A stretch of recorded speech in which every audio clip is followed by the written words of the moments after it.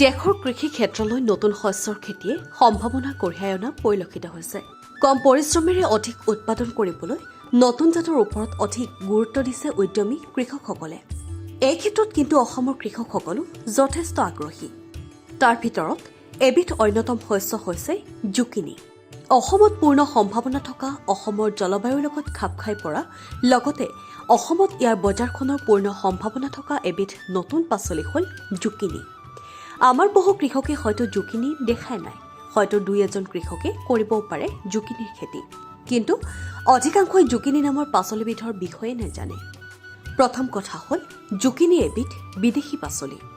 সম্প্ৰতি ভাৰতৰ প্ৰগতিশীল কৃষকসকলে এই খেতি আৰম্ভ কৰিছে। ব্যৱসায়িক দৃষ্টিকোণৰ পৰা চালে খেতিয়কে ইয়াৰ খেতি কৰি লাখ লাখ টকা উপাৰ্জন কৰি আছে।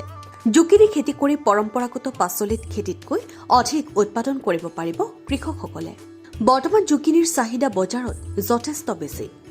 বিজ্ঞানসন্মতভাৱে কৰিলে কৃষকে এই শস্যৰ পৰা ভাল উপাৰ্জন কৰিব পাৰে। অসমৰ কৃষকসকলে কাতি আঘোণ মাহৰ পৰা এই খেতি কৰিব পাৰে। অধিক তথ্যৰ বাবে অভিজ্ঞ কৃষকৰ পৰা পৰামৰ্শ ল'বলৈ নাপাহৰিব।